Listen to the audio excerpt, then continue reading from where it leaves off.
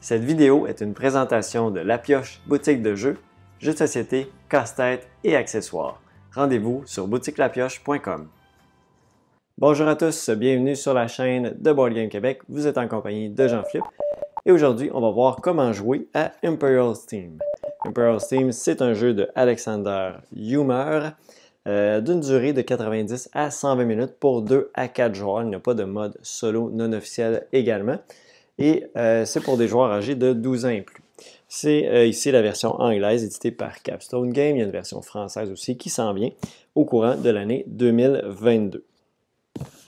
C'est un jeu dans lequel on va devoir construire un réseau de rails pour se rendre à différents endroits, livrer des marchandises, bien développer notre réseau de chemin de fer avec nos wagons de chemin de fer, nos locomotives, bien utiliser nos travailleurs, nos ouvriers, utiliser nos actionnaires dans la compagnie pour aller rechercher de l'argent judicieusement au courant de la partie et user notre influence dans les différentes grandes villes pour permettre d'obtenir le plus d'argent possible à la fin de la partie, ainsi que pouvoir livrer des marchandises dans les différents secteurs et recruter des ouvriers dans ces différentes villes.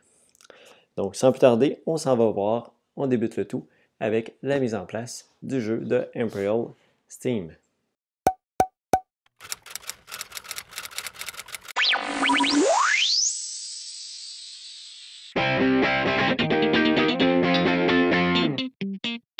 Pour débuter la mise en place, placez le plateau de jeu au centre de la table. Placez la tuile Sommering sur l'emplacement ici entre Murchungschlag et Gloschnitz. Retrouvez dans le paquet de jeu les tuiles correspondant au nombre de joueurs.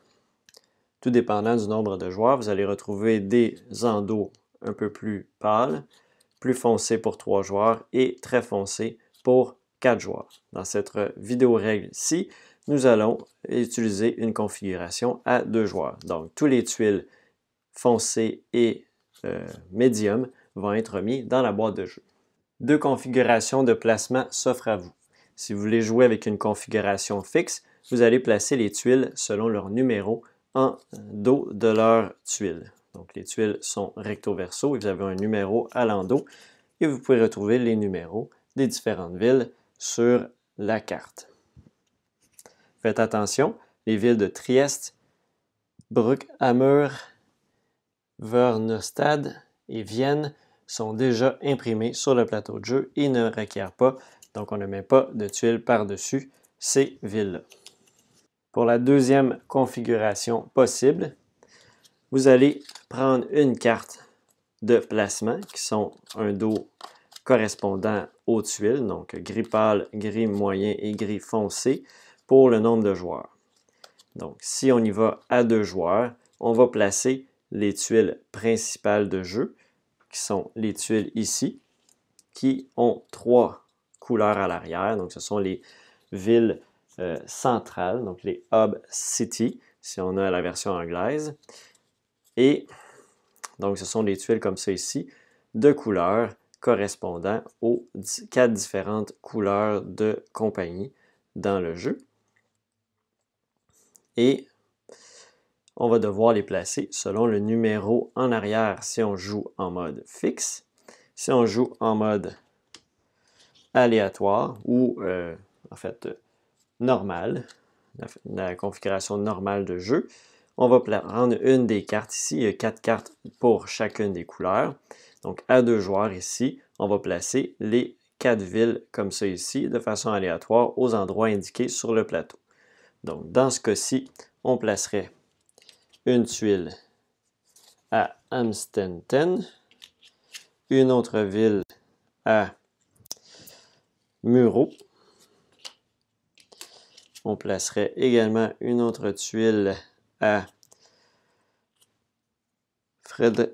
Feldkirchen. Non, à Svetgren. Désolé pour l'erreur. Et une dernière tuile à Sopron. Par la suite, dans une configuration à 2 joueurs, on n'indique pas de villes supplémentaires, de tuiles normales à placer à certains endroits. dans les configurations à 3 et 4 joueurs, vous allez retrouver des petites zones rouges avec des tuiles spécifiques à placer à ces endroits-là. Donc, de façon aléatoire, on va choisir 2 tuiles sur les 3 à placer à ces endroits-là. Pour le reste des tuiles, on va les placer de façon aléatoire sur le plateau de jeu.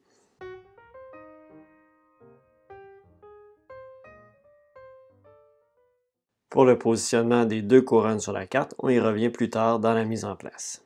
On peut maintenant placer les jetons d'opportunité d'affaires.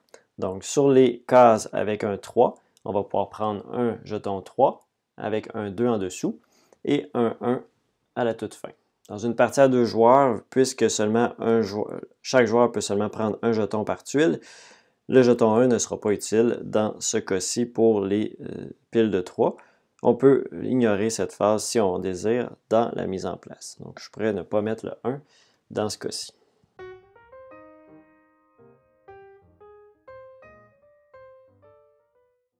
Vous allez ensuite placer de façon aléatoire les marqueurs d'ordre de tour de jeu sur l'endroit approprié, ainsi qu'un marqueur de station pour chacun des joueurs à Vienne. Sur la piste des rondes, on va disposer des éléments suivants, donc qui sont les tuiles de transport. Il y a 2 façons, encore une fois, de positionner les tuiles. On peut y aller soit de la façon fixe, qui indique exactement quelle pièce placer dans le livret de règles. Sinon, on peut y aller tout simplement de façon aléatoire. Donc, c'est ce qu'on va faire maintenant. Donc, une pièce de transport par ronde de jeu. Les tuiles restantes sont remises dans la boîte. On va placer le marqueur de ronde sur la ronde numéro 1. On va prendre 3 jetons main d'action principale pour chacun des joueurs et on va les mettre aux endroits appropriés, donc à la ronde 2, à la ronde 3, à la ronde 4. Même chose donc pour chaque couleur de joueur. On va placer les tuiles de train sur chacun des endroits appropriés. Donc, dépendant du nombre de joueurs, on va placer un nombre égal de tuiles au nombre de joueurs. Donc ici, j'ai placé les 4 tuiles, mais c'est d'une configuration à 2 joueurs, donc on peut retirer 2 tuiles, tout simplement. Donc ici, on va avoir les 40 et les 50. Ici, les 60 et les 70.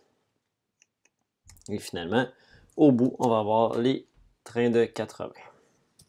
Prenez 5 ressources de chaque type et on va maintenant poser sur le plateau, dépendant du nombre de joueurs, des marqueurs, en fait des jetons ressources. Donc ici, à 2 joueurs, on va placer un jeton pour chacune des 5 dernières manches de jeu.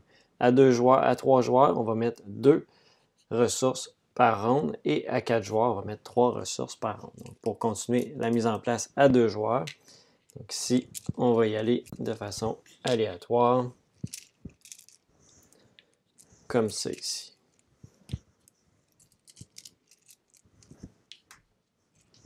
Chaque joueur va maintenant placer son marqueur d'influence sur la piste d'influence selon l'ordre établi précédemment dans la mise en place. Donc, le rouge va prendre la case un peu plus haut et le jaune, la case en dessous. On va maintenant placer les marqueurs d'influence des 4 grandes villes sur le plateau de jeu. Donc, on va les placer ici. Donc, il y a 2 façons de les placer, soit la façon fixe, que je vais vous montrer en premier, et je vais vous montrer par la suite la façon normale. Donc, pour la façon fixe, on va avoir le marqueur marron qui commence à 30, le marqueur vert qui commence à 50, le marqueur bleu qui commence à 70 et le marqueur blanc qui commence à 100.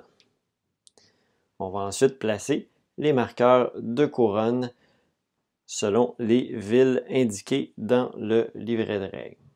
Donc, il va y avoir 3 marqueurs de couronne à placer. Donc, si on suit pour notre configuration à 2 joueurs, on va avoir le lien entre Hammerstein et Linz. Donc, ici, il va y avoir une couronne ici. Il va y avoir un autre marqueur entre Brock, Ademur et Forstenfeld. Et il va y avoir une dernière couronne à placer entre Saint-Michael et Muro. Donc, je rappelle, c'est pour la mise en place à 2 joueurs, référez-vous au livre de règles. Pour la configuration à 3 à 4 joueurs, c'est bien indiqué où placer les marqueurs entre les villes correspondantes. Pour la méthode normale de mise en place, donc on va retirer premièrement les couronnes qu'on a placées ici pour les replacer tout à l'heure et on va reprendre les marqueurs ici. Donc, pour la mise en place des marqueurs, donc on va déterminer de façon aléatoire la position des différents marqueurs, donc comme ça ici. Donc on a le blanc, le brun, le bleu et le vert. Et donc on va avancer la pile de marqueurs selon les cartes ici. Donc les State Railway Setup Cards. Donc ces cartes-ci ici, si vous jouez dans la version française. Donc on va piocher une carte et on va avancer la pile de marqueurs du nombre indiqué en bas à droite, tout simplement.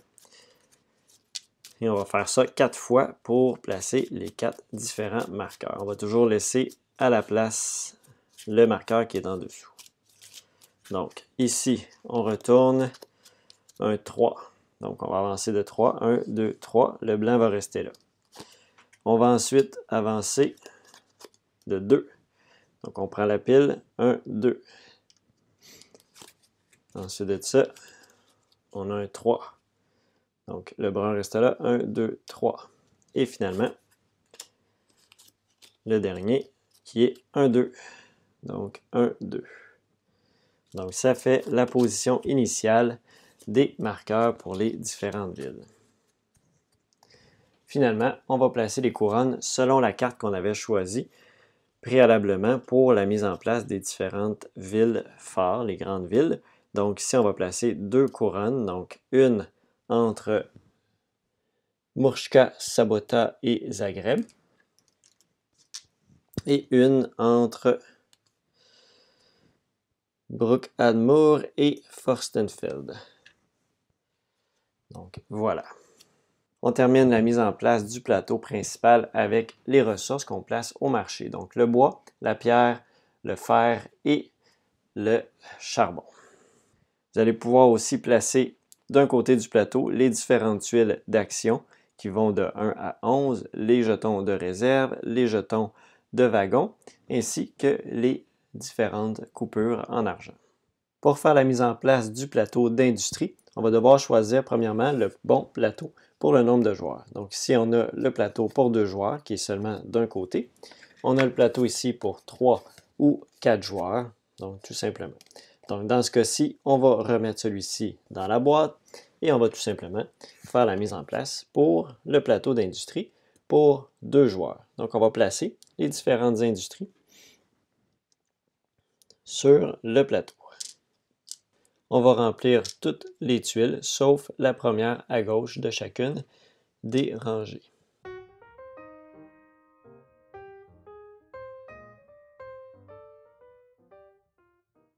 Vous pouvez remettre dans la boîte toutes les pièces qui n'ont pas servi à être placées sur le plateau.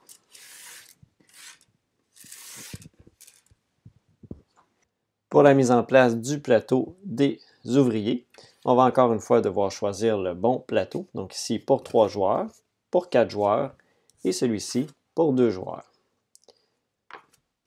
Donc dans cette configuration-ci, on va prendre celui à 2 joueurs et on va remettre lui 3 ou 4 joueurs dans la boîte. On va prendre les cubes pour les marqueurs de prix et on va les placer sur les cases correspondantes au bas du plateau. Vous remarquerez qu'à 3 ou 4 joueurs, il va y avoir plusieurs pistes par ville-centre. On place les marqueurs restants dans la boîte. On peut maintenant placer les tuiles de progression des différentes villes. Pour ce faire, il y a encore là 2 façons, donc soit selon la méthode fixe ou la méthode normale. Donc pour la méthode fixe, on va placer le marqueur 1, 2, 2, 1 sur la ville marron. Le marqueur 1, 1, 2, 1, 1 sur la ville bleue. Le marqueur 1, 1, 1, 1 sur la ville verte. Et le dernier marqueur 0, 1, 1, 1, 1, 1 sur la ville blanche. Si on utilise la méthode normale, on va tout simplement placer ces marqueurs-là de façon aléatoire. On peut maintenant faire la mise en place des ingénieurs. Donc, on a les ingénieurs Meeple de tunnel et les ingénieurs Meeple de pont. On va devoir en prendre égal au nombre de joueurs. Donc, à 2 joueurs, on va prendre 2 oranges, donc 2 tunneliers, 2 ingénieurs de tunnel et 2 ingénieurs de pont. Les autres, on va les remettre tout simplement dans la boîte. On va mélanger les jetons, les meeples, et on va en mettre un au hasard sur chacune des cases. Donc, c'est indiqué ici qu'il doit recevoir soit un gris ou un orange. On peut maintenant faire la mise en place des différentes cartes de contrat. Donc, on va avoir 3 types de contrats différents. Donc, les contrats avec un marqueur de réserve, les contrats avec 2 marqueurs de réserve et les contrats avec 3 marqueurs de réserve. On va devoir sortir un nombre de contrats égal au nombre de joueurs plus 1. Donc, à 2 joueurs, on va étaler 3 contrats par paquet. À 3 joueurs, on va étaler 4 contrats par paquet. Et à 4 joueurs, on va étaler 5 contrats par paquet. Donc, pour faire la mise en place à 2 joueurs, donc on va tout simplement piocher 3 cartes par paquet qui vont être les contrats pour la partie. Pour le reste des contrats, on peut tout simplement remettre le tout dans la boîte. Pour faire la mise en place des plateaux de joueurs, chaque joueur va prendre le plateau de joueur de sa couleur, donc ici le joueur rouge, et va prendre aussi un plateau des actions, tout simplement qu'il va mettre à côté de son plateau de joueur. On commence par placer 2 ouvriers dans la zone d'entraînement. Bien attention de les mettre dans la zone d'entraînement et non dans la zone de travail, qui est très important pour la suite du jeu.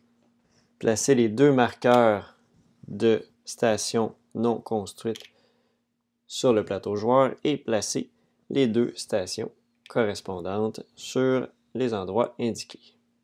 Placer une locomotive IS3, donc de valeur 30, ainsi que 3 wagons dans la première ligne du plateau de joueur. Placez maintenant un jeton charbon sur la locomotive et un jeton de chacune des ressources, peu importe l'ordre, dans chacun des wagons. Attribuez maintenant les gulden, l'argent, du jeu à chacun des joueurs, donc dépendant du nombre de joueurs. À 2 joueurs, chaque joueur va recevoir 120 gulden. À 3 joueurs, 130 et à 4 joueurs, 140. Donc, dans ce cas-ci, le joueur rouge va recevoir 120 gulden. Si vous le désirez, vous pouvez jouer avec l'argent caché. Par contre, il est suggéré de jouer avec l'argent ouvert normalement dans le jeu. Si on voit qu'il y a trop de temps d'attente parce que les joueurs prennent le temps de compter l'argent des autres joueurs, on peut, de cette façon-là, pour accélérer le jeu, mettre l'argent caché. Placez vos 2 marqueurs restants d'action à côté de votre plateau de jeu. Placez vos marqueurs de rail proches de votre plateau de joueur, tout simplement dans une réserve pour utiliser plus tard dans la partie. Finalement, vous pouvez placer vos différents ouvriers qui ne sont pas encore disponibles près de votre plateau de joueur. Bien attention de ne pas les utiliser durant la partie s'ils ne sont pas sur votre plateau joueur. Donc, ces marqueurs-là vont être utilisés pour aller recruter des nouveaux ouvriers, mais ne peuvent pas être utilisés tant qu'ils ne sont pas sur votre plateau de joueur. Placez votre marqueur de valeur d'action sur le 40 et placez un investisseur sur votre plateau d'action. Pour terminer la mise en place des différents éléments qui vont à côté du plateau de jeu, on va avoir les différentes clés pour les différentes couleurs de ville. Donc, toujours placer la grosse clé sur la petite clé. Au début de la partie, chaque joueur va secrètement miser un certain montant d'argent, de gulden, pour avancer sur la piste d'influence. Donc, dans notre exemple ici, le joueur rouge va miser 60, tandis que le joueur jaune va miser 50. Donc, le joueur rouge va avancer de 6, 1, 2, 3, 4, 5, 6, tandis que le joueur jaune va avancer de 1, 2, 3, 4, 5. Quand il arrive sur une case et que la case supérieure est vide, il va monter sur cette emplacement-là. Il y a deux règles principales qui s'appliquent à tous les joueurs tout au long de la partie. À chaque fois que vous déplacez votre marqueur d'influence, vous allez toujours vers la case la plus élevée où vous allez. Si jamais vous réduisez l'influence, encore une fois, vous allez baisser en dessous de l'autre joueur. De cette façon-là, l'ordre de tour va changer également. J'y reviens tout à l'heure pour l'ordre de tour, mais sachez qu'il faut toujours placer sur la case la plus élevée. Autre règle générale, on peut toujours réorganiser ses ressources sur notre plateau de joueur comme on le veut n'importe quand. Donc, je pourrais placer le gris ici dans un espace ici. On ne peut jamais, bien sûr, accumuler plus de ressources que ce qu'on a d'espace sur notre plateau de joueur et dans nos trains. Chaque ronde de jeu va être constituée par 8 phases d'action principales. Lors de la première ronde de jeu, on va passer les 6 phases d'action, les 6 premières phases d'action pour commencer par les actions principales. C'est comme ça également que je vais expliquer les règles pour une meilleure compréhension des phases de 1 à 6 qui demandent d'avoir certains éléments sur le plateau de jeu. La première action principale de jeu consiste à la construction de rails de chemin de fer sur le plateau de jeu. Pour réaliser l'action, vous allez pouvoir construire jusqu'à un maximum de 2 rails connectés à votre réseau. Donc, chaque réseau va partir de la ville de Vienne. Et vous allez devoir payer un cube de bois, un cube de pierre et un cube de fer pour construire un rail sur une ligne blanche. Si jamais vous voulez construire sur une ligne grise, ça va vous prendre une ressource de plus et ça va vous prendre également en votre possession sur votre plateau de joueur un ingénieur de pont. Si vous voulez construire sur une ligne de tunnel, donc les lignes oranges, ça va vous prendre un fer de plus ainsi qu'un ingénieur de tunnel. Lorsque vous faites la construction, vous allez devoir dépenser un nombre d'ouvriers égal au nombre d'efforts requis pour faire la construction. Donc, par exemple, si je veux construire les rails ici entre St. Pölten et Vienne, ainsi qu'entre Linz et St. Pölten, je vais additionner les efforts des deux nouvelles villes, donc 3 plus 3. Donc, j'ai besoin d'un total de 6 efforts pour réussir à faire la construction. Ici, j'ai en ce moment seulement 2 d'efforts possibles, donc je peux envoyer ici pour un maximum de 2. Donc, supposons que ces travailleurs-là ces ouvriers-là ont été entraînés dans des manches précédentes. Donc, je pourrais dépenser mes 2 ouvriers ici pour un total de 6 efforts pour faire la construction des 2 rails ici.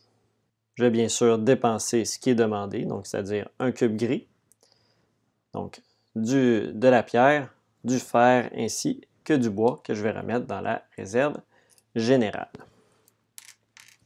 Donc, si on reprend l'exemple de construction de rail, mais que le joueur jaune avait établi au préalable une ligne entre Vienne et St. Pölten, pour la ligne ici, on aurait dû payer, le joueur rouge aurait dû payer 10 Gulden au joueur jaune pour construire sur le même chemin que lui.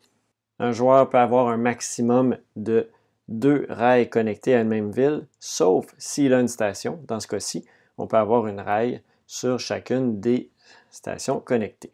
On peut seulement avoir qu'une rail par chemin, donc on ne pourrait pas placer un deuxième rail ici rouge vu qu'on en a déjà un.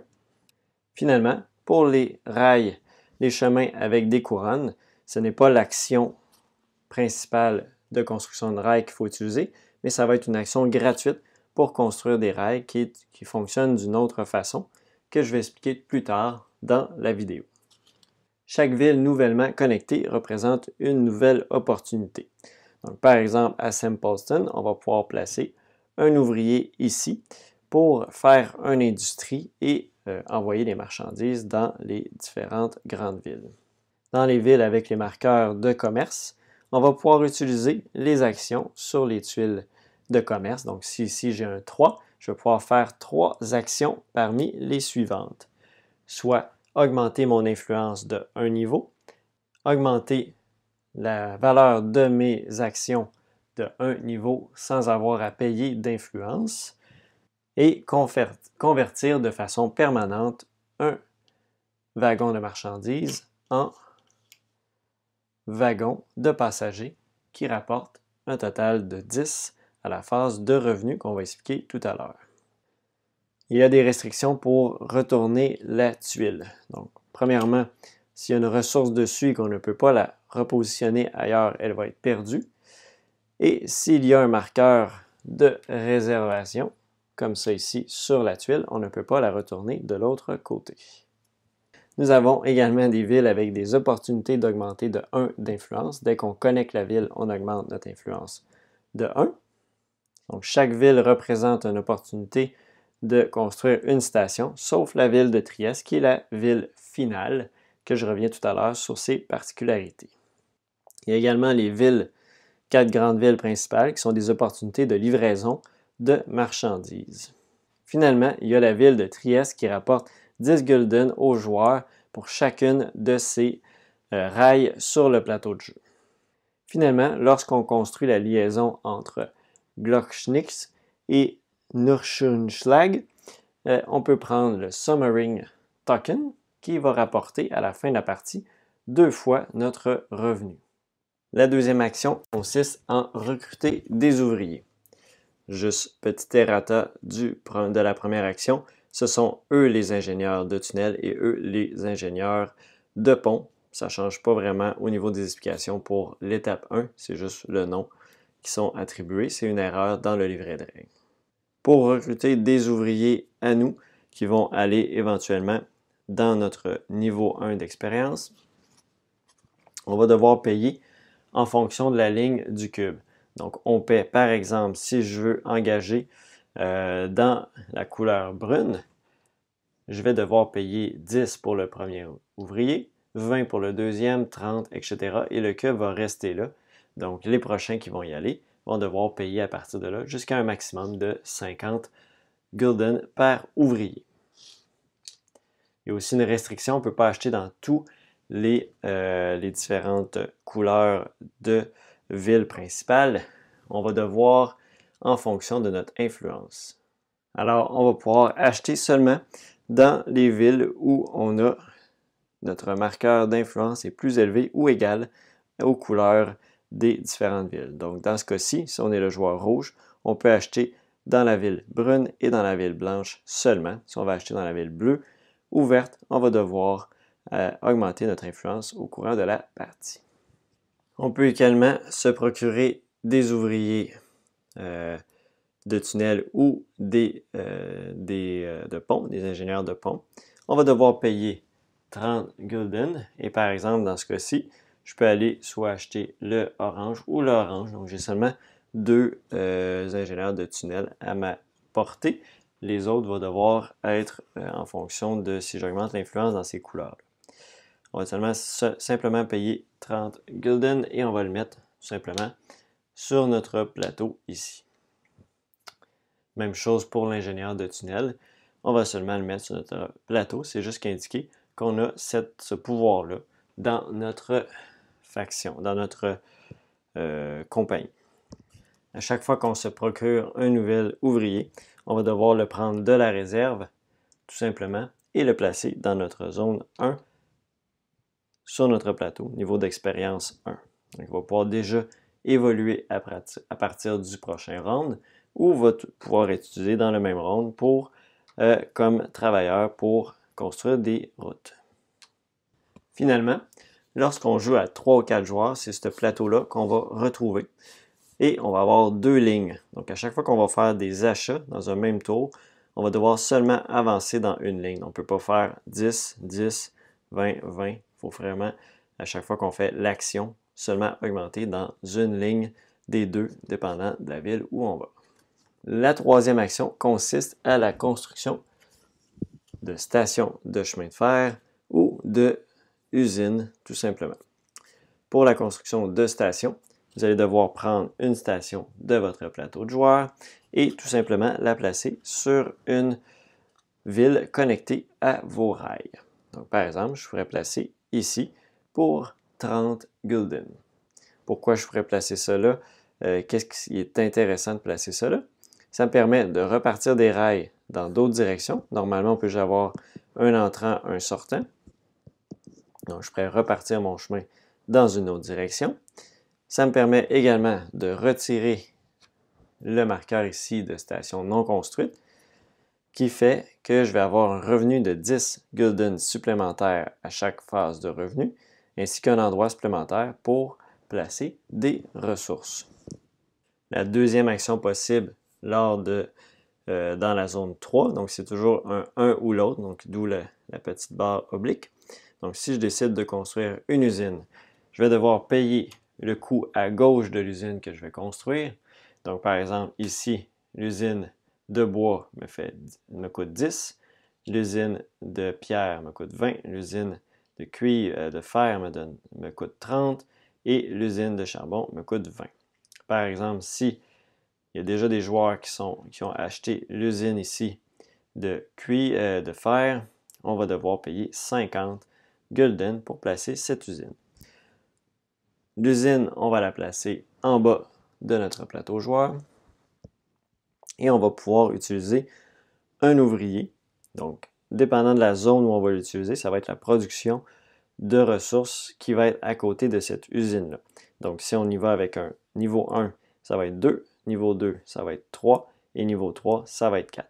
On peut utiliser le travailleur autant de l'espace de travail que l'espace d'expérience. Donc, si je vais par exemple avec ici, un niveau 3, je vais devoir aller dans un emplacement qui est disponible. Donc, à 2 joueurs, j'ai 3 emplacements de disponibles ici. Les emplacements 4 et 3 joueurs ne sont pas disponibles dans une partie à 2 joueurs. Je pourrais aller aussi à tout mon réseau connecté où j'ai des emplacements d'ouvriers que je peux placer. Donc, je pourrais le placer, par exemple, ici.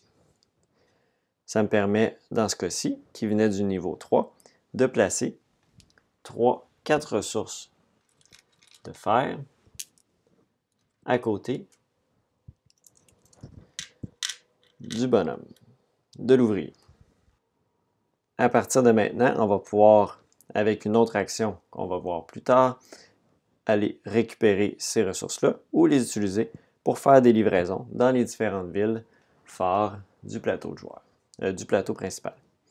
Lorsqu'on acquiert des usines, on peut directement les placer sur nos contrats qu'on a déjà en notre possession. Donc, je pourrais déjà mettre celui-ci, par exemple, si j'ai ce contrat-là, ici pour m'indiquer que j'en ai un sur 2. On peut les réarranger à tout moment sur nos contrats, donc il n'y a pas de pression à mettre nos éléments directement dès qu'on acquiert une usine. C'est vraiment à tout moment qu'on peut replacer le tout. Il y a 2 restrictions qui s'appliquent pour modifier le coût de l'usine. Donc, dans ce cas-ci, elle me coûtait 50, puisque à cet endroit-là, il n'y avait pas d'indication que ça va coûter autre chose. Il y a certaines tuiles qui ont des restrictions, comme par exemple cette tuile-ci. Lorsque je construis une usine ici, je vais payer 40 gulden, peu importe où c'est rendu sur cette charte-ci. Donc, c'est plus intéressant de payer 40 gulden lorsque les coûts sont plus élevés pour les différentes usines. La deuxième restriction, ce sont sur les emplacements à côté des tuiles de ville. Donc, par exemple, ici, ça m'indique que je vais payer le coût de la ville ici. Donc, vu que c'est placé au hasard, au début de la partie, dépendant de la mise en place, ici, je paierai 40 pour placer un ouvrier ici et faire une usine avec cet ouvrier-là. L'ouvrier qu'on a placé va rester là pour tout le reste de la partie, même lorsque l'usine est vide. La quatrième action, c'est l'action de produire des ressources. Donc, on peut produire une ressource par endroit où on a un travailleur avec encore des ressources. Donc, pour cet ouvrier-ci, j'ai encore 4 ressources, donc je peux décider de récupérer un fer et le mettre sur mon plateau, soit dans un wagon, ou je peux également le mettre ici. Les locomotives sont seulement pour le charbon. Tous les autres endroits sont pour n'importe quelle ressource, incluant le charbon. Donc, je pourrais le mettre ici. Et ça, je peux faire ça une fois que je fais cette action-ci pour chacune de mes usines. Donc, si j'ai une deuxième usine à cet endroit-là, par exemple, avec 2 cubes gris, par exemple, que j'ai construit préalablement, pour la même action, je peux aller récupérer mon cube orange de fer et mon cube gris de pierre et les placer sur mon plateau. Tout simplement. Donc, ça permet de récupérer les ressources immédiatement au niveau de la production. La cinquième action possible est de récupérer immédiatement une ressource, acheter en fait une ressource directement de la production ici. Donc, on peut y aller avec, par exemple, un brun, un bois pour 10 gulden qui va aller directement dans un de mes endroits, soit mes différentes wagons de chargement ou tout simplement dans mon warehouse. La deuxième option possible sur cette action est d'aller commander des ressources. Donc, on va commander des ressources qui vont arriver au prochain tour de jeu et on va devoir, dans le fond, maximum pouvoir payer, pouvoir acheter selon ce qui est indiqué sur la ronde. Donc, par exemple, si on est à la troisième ronde, ici j'ai le petit marqueur de 3. Donc, on peut acheter maximum 3 ressources pour le ronde suivant. Donc, lorsqu'on achète les ressources, on paie le coût indiqué. Donc, par exemple, si j'achète ces 3 ressources-ci, ça va me coûter 10 chaque, donc pour 30 gulden. Et je vais les mettre dans ma zone ici de chargement, donc pour le round suivant. Je vais revenir plus tard lorsqu'on va aller récupérer ces ressources-là. La sixième action possible consiste à l'achat d'une nouvelle locomotive ou à l'amélioration d'une ancienne locomotive. Donc, pour la première option, on va devoir payer le coût de la locomotive qu'on veut aller chercher. Donc, par exemple, et on peut seulement aller chercher les locomotives qui sont en arrière du marqueur de tour. Donc, si on est rendu à la quatrième ronde, on peut aller acheter le 60-70 ainsi que les 40 et 50 qu'on ne voit pas dans la caméra qui étaient au début dans la partie. Donc, pour le 60, je vais payer 60 gulden. Je vais aussi recevoir 1 d'influence et je vais placer tout simplement cette locomotive-là sur mon plateau, donc dans une ligne disponible. Je vais recevoir en plus un charbon gratuitement lorsque j'achète une nouvelle locomotive. Et je vais placer, dans ce cas-ci, c'est une locomotive niveau 6. Donc, je vais placer 6 petits wagons, tout simplement, sur cette locomotive. La deuxième option qui s'offre à nous, c'est d'améliorer une ancienne locomotive. Donc, on va devoir payer la différence entre la nouvelle locomotive et l'ancienne. Donc, par exemple, je pourrais aller chercher la locomotive 70 pour remplacer ma locomotive 30. Donc, je vais tout simplement changer. Si jamais j'ai un charbon sur cette locomotive-là, je peux le transférer à la nouvelle locomotive, mais je ne gagne pas un nouveau charbon. Donc, ici, je paie la différence de 40 gulden. Je vais gagner aussi ce petit 2 d'influence, donc je gagne quand même les récompenses pour la nouvelle locomotive. L'ancienne locomotive est retirée de la partie. Et on va ajouter le nombre de wagons. Donc dans ce cas-ci, on va ajouter 4 wagons à cette nouvelle locomotive. La septième action possible consiste à aller sécuriser un contrat. Donc, pour sécuriser un contrat, on va aller chercher un contrat tout simplement dans la liste qui sont disponibles. Donc, les contrats niveau 1 vont me permettre d'aller chercher un investisseur, les contrats niveau 2, 2 investisseurs et les contrats niveau 3, 3 investisseurs.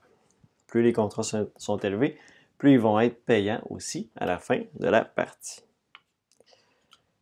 Dans l'exemple, si je vais chercher par exemple ce contrat niveau 2, je vais aller chercher aussi 2 marqueurs de sécurisation, donc ici de réservation plutôt. Je vais prendre 2 marqueurs de réservation que je vais placer sur 2 wagons. Donc ces 2 wagons-là ne pourront plus être utilisés pour mettre de la marchandise durant la partie. Donc ce sont tout simplement réservés pour le contrat. On peut placer les usines de bois, par exemple, dans ce cas-ci, si j'ai ces 2 usines-là en ma possession, dans ma zone ici en bas de l'usine. On peut réarranger à tout moment les usines sur les contrats. Je vais également prendre 2 investisseurs, tout simplement de la réserve que je vais placer sur mon plateau d'action.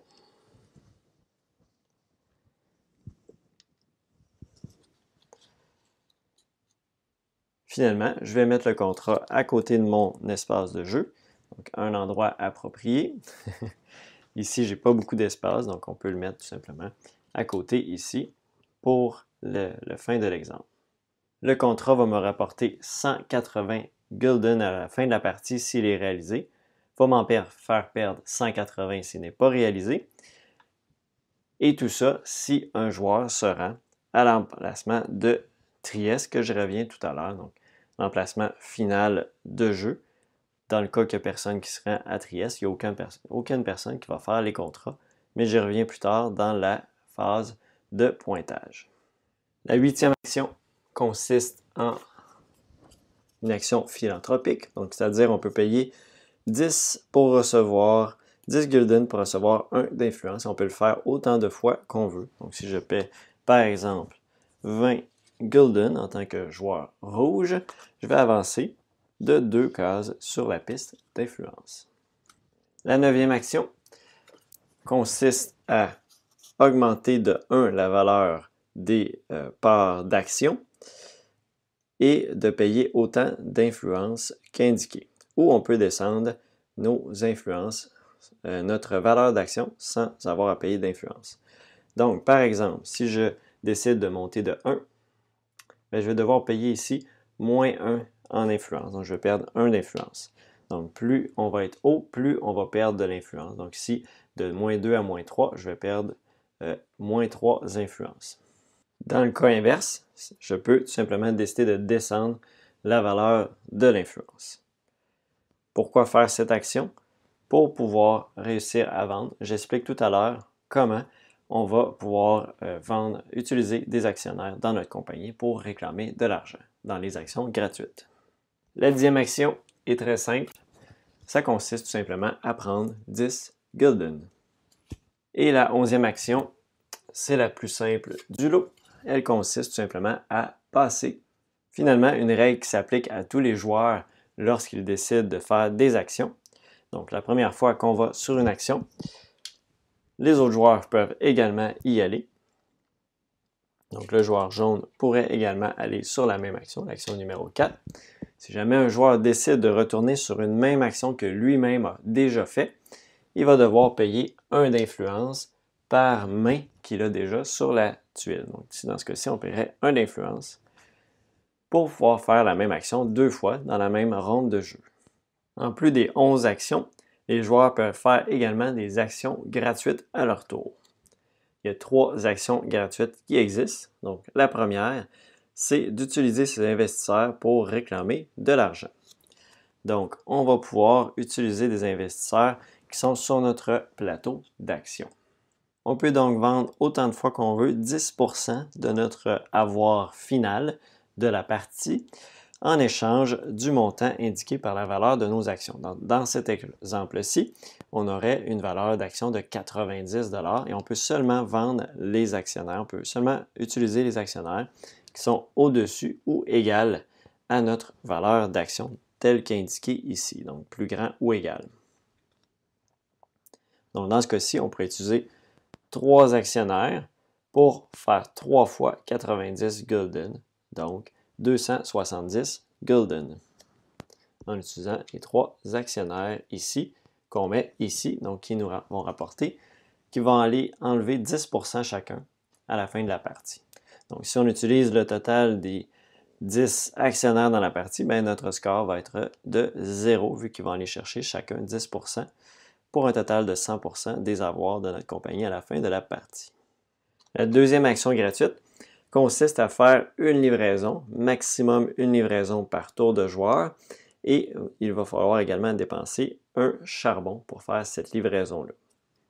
Donc, par exemple, si le joueur rouge va envoyer à Amstetten une pierre, donc le revenu que ça va lui faire, c'est dépendant du plateau d'industrie qu'on va voir à l'instant.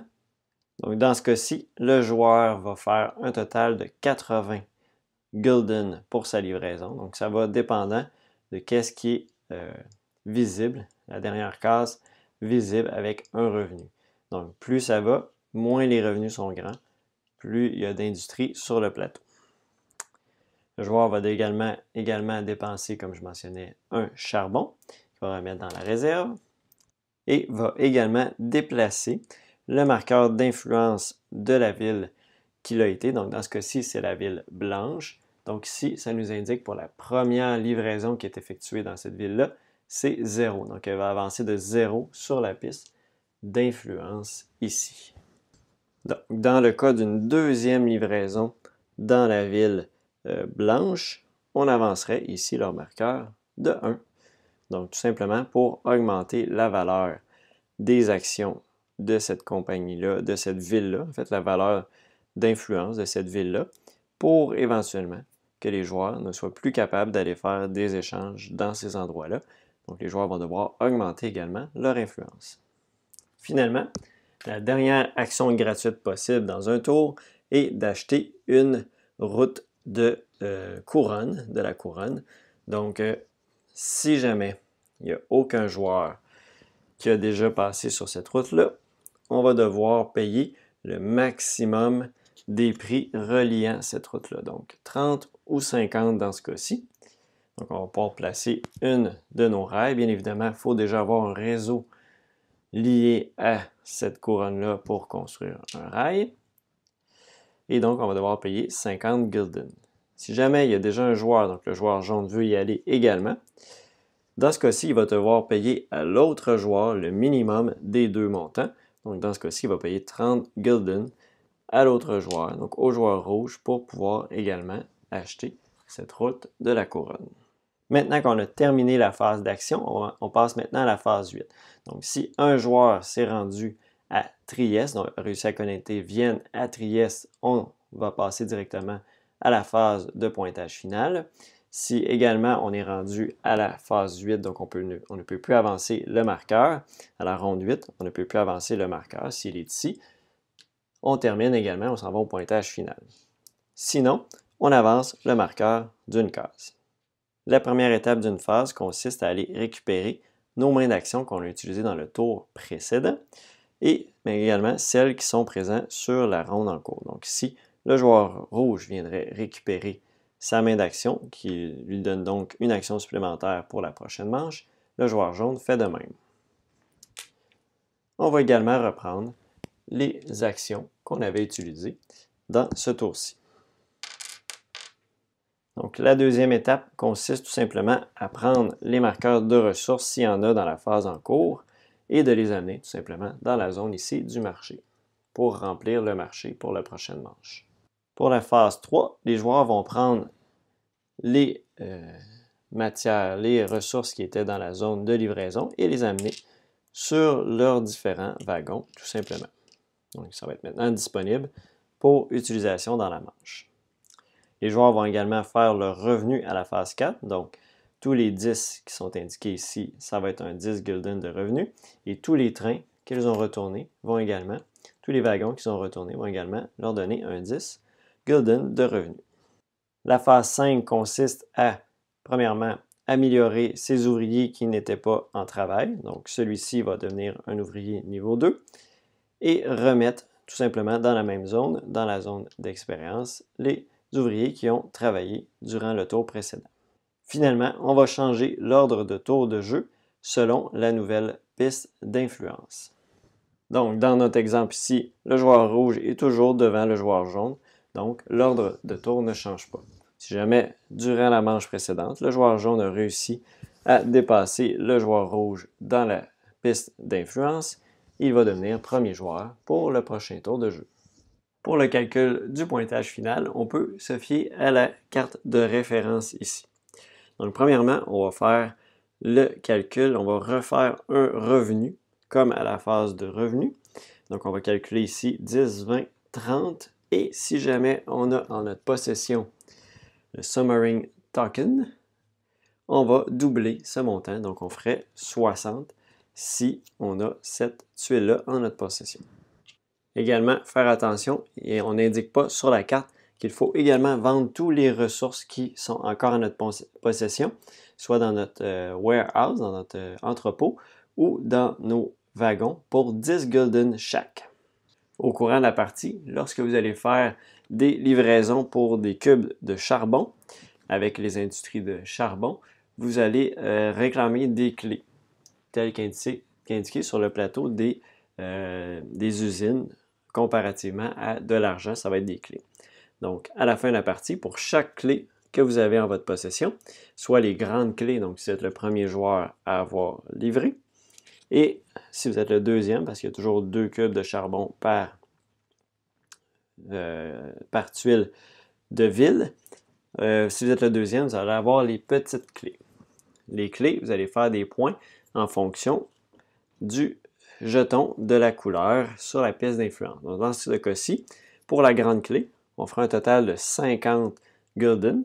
Sinon, on va faire le petit montant. Si on a la petite clé, on va faire le petit montant qui touche à la tuile correspondante où on est rendu, où le marqueur est rendu. Donc, dans ce cas-ci, c'est 30 gulden que le joueur en possession de la petite clé ferait.